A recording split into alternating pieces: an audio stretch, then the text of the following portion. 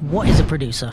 Let's have this conversation, because I think even in the theatre world, I know people that don't know what a producer is, or they think it's like a music producer. And then especially outside of that, it's like, you know, there's a lot of battlers that are like, what the fuck is a producer? What does that mean? So when you say you're a producer, what are you saying? So first of all, there's a lot of different capacities or like roles that a producer can like take. So and still be called a producer. Exactly. So you can work within an organization and be a producer. Like there's producers at Sadler's Wells or The Place or whatever.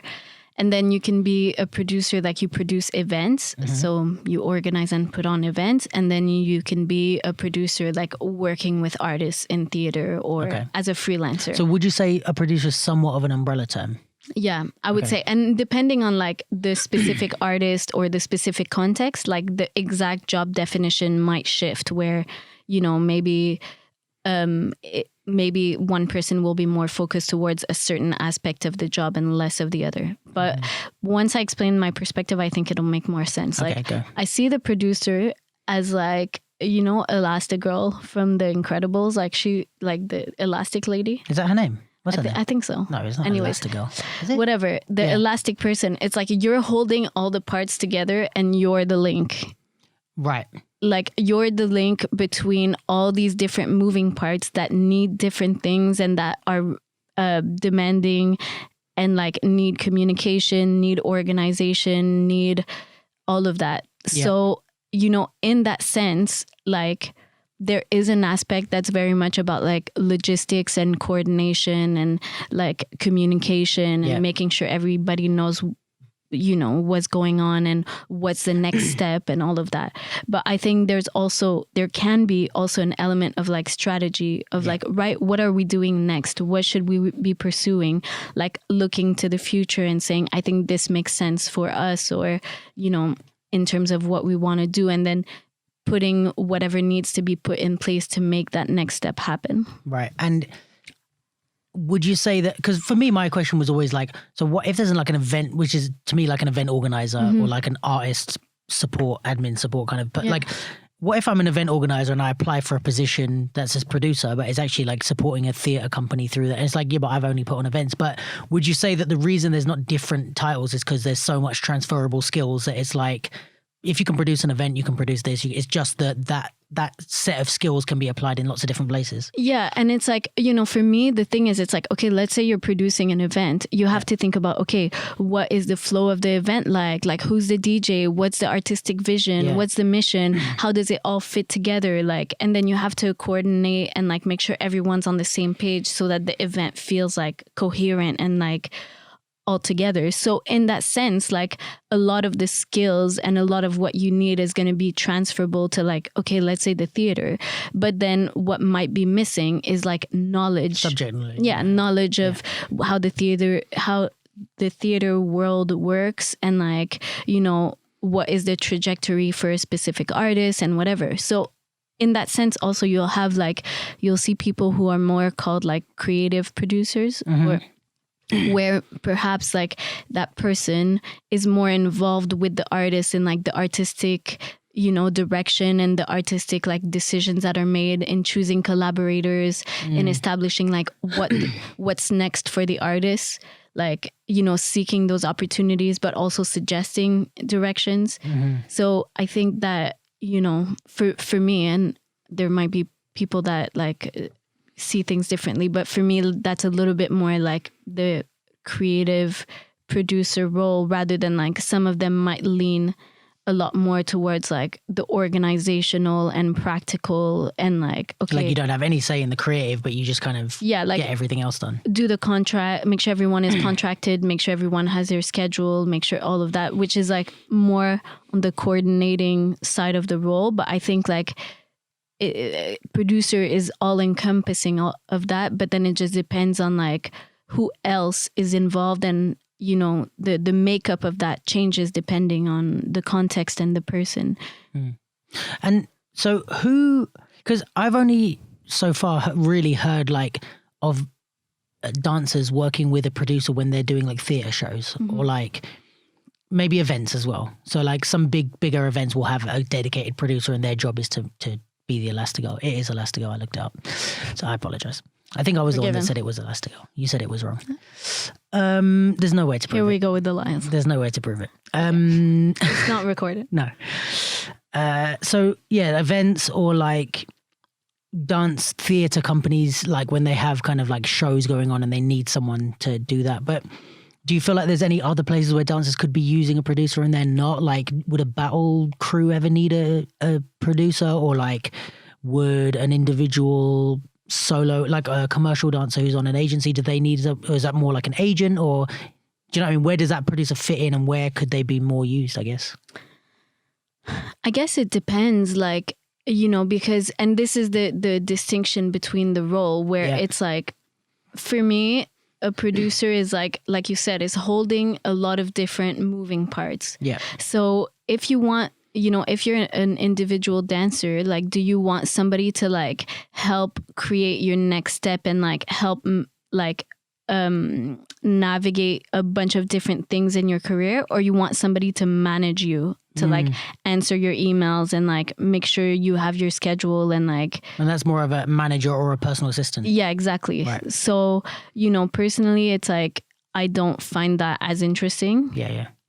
Just because it's like lower, like... involvement? Yeah, and it's less like complex problem solving. Yeah. You know, I think for me, I'm more like stimulated if there's something challenging in front of me and not just like performing an administrative task, although there's nothing wrong with that. So yeah, I would say like, you know, a dance crew, like, for example, I started producing for AIM. Okay. Which is a AIM collective, which is popping crew, which I'm part of, happen to be. But let's say like, okay, what makes a difference between a crew and a company? Like, ideally, we want to start doing professional work as a crew, but then it's like, okay, what is the image of AIM? What is our branding? What do we want to do next? What are the steps to get there? Like, what do we represent? What do we stand for? All of these questions that, like, when we start gaining clarity and answering them, then it becomes really useful to say, like, this opportunity is right for us. Okay, let's not do this. Okay, let's pursue this. And then from doing this, then maybe we could go on to do this next thing, as opposed to just... So for me, the role of the producer is also like that, to look forward and say, okay, this is where we're going. Instead of just sometimes like what happens, I think, with dance crews or dance companies, it's like, okay, we'll just practice and we'll just wait for someone to call us and ask us to do something. But I guess like the traditional way of seeing that is like having a manager. How I would imagine it is like, I would think of that being a manager. So it's like producer can also be kind of a manager of sorts. Yeah, but I guess it depends like on the context. Yeah. And like the kind of support that is needed. Yeah.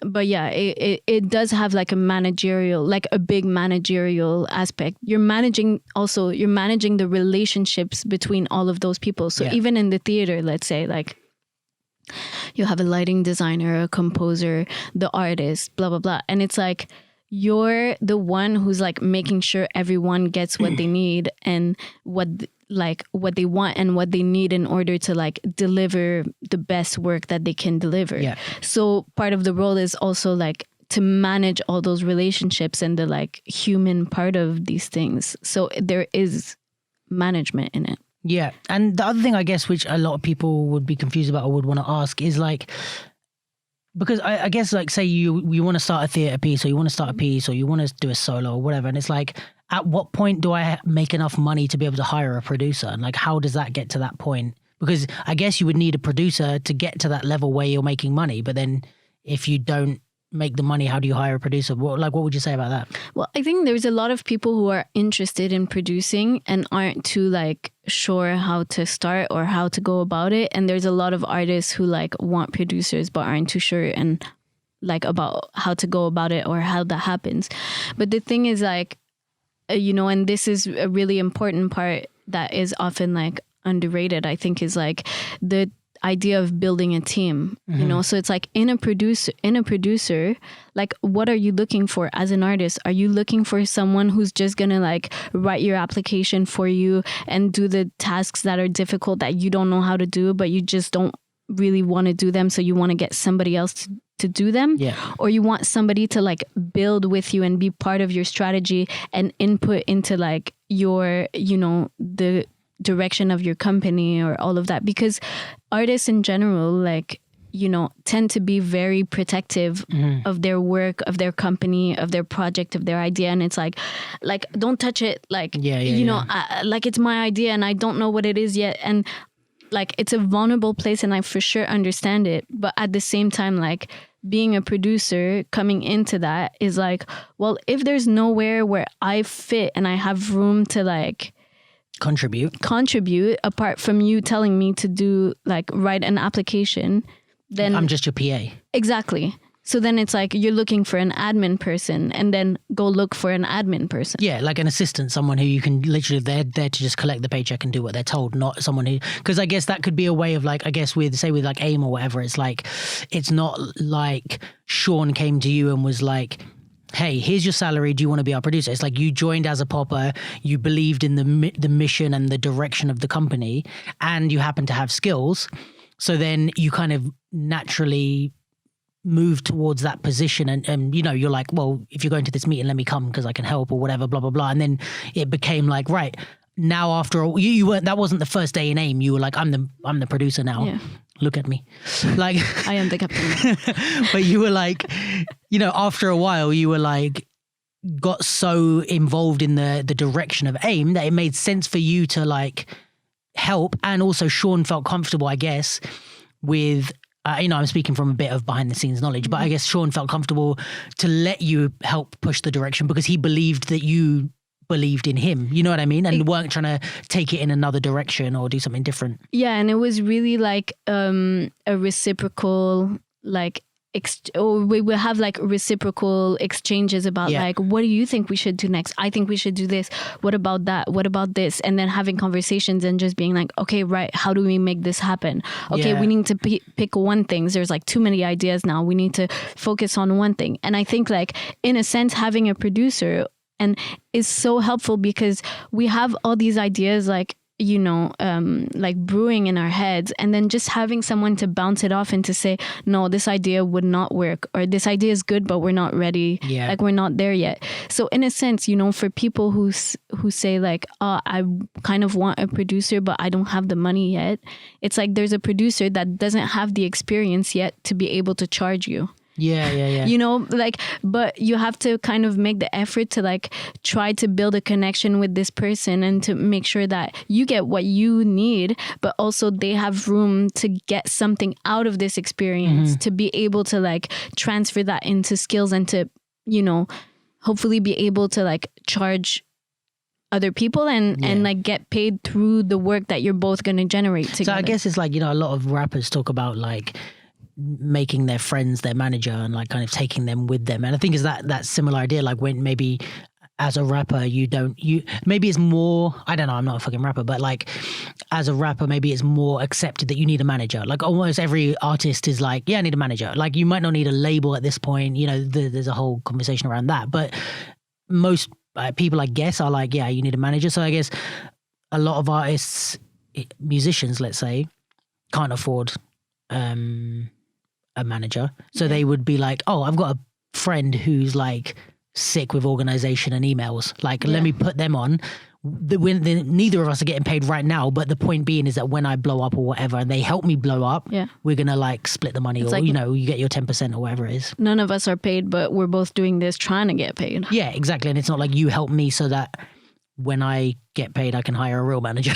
And also it's just like, you know, if you bring on a producer, it's like, you know, you bring on a producer, but you're like, don't question my art and don't tell me what I should do next. And it's like, well, I mean, I wasn't gonna, but like, I'm not really part of any of those conversations. And again, I'm just a PA. Like I'm your secretary. I'm answering the phones. I'm sending emails. I'm not doing anything. So I guess like a producer would be more like a partner. So would you, if artists are looking to move from, especially like hip hop artists, I mean, this is what we're kind of talking about, but like if they're looking to move from, let's say, like just the kind of, oh, I do battles now and then, or I do a couple of showcases, and they're looking to move into more longer form, more mature work, more artistically deep work, I guess, in a way. Or like maybe just out of the like battle circuit. Yeah, or the showcase. So, stuff that you can't put together in a few weeks and rehearse and then just put it on stage. It's like, okay, this is a whole year process or whatever. Yeah. Would you recommend them to find someone like that in there? Maybe it's not someone who's maybe they can't afford to pay an active producer at the beginning, but would you recommend like find someone who's a team player and get them involved and get them to help you? Yeah. Rather than being, because I guess also the other, from what I've learned from you, is like the other side of that is that as a choreographer, you don't then have to wrap yourself up in all that. Like you can be like, right, I'm focusing on the choreography. Jen's going to come in and tell me like, even if you're acting as rehearsal director as well or whatever, you're like, right, I've sent the contracts out. This is happening.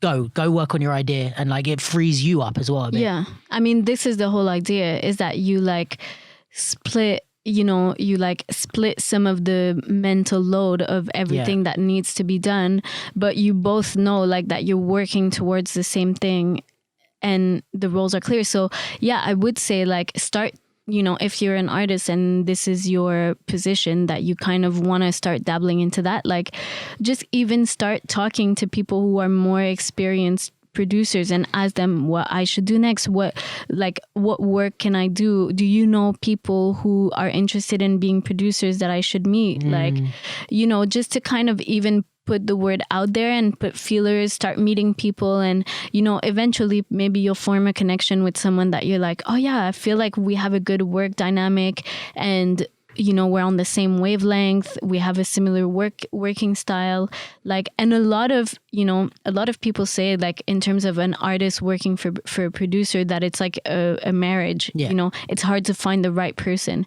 It's hard because it's got to be a team, so it can't just be anyone that could, like, again, if you're looking for a secretary, just can you get the job done? If you're looking for a producer, you're looking for a partner. Exactly. So it's not so much like, oh, do you have this list of skill? It's more like is there chemistry? Do we understand each other? Are we on the same wavelength? And so in that sense, like finding the right combination of artist and producer is like rare. And that's why when an artist finds a producer, often they stick together for a long time. Yeah.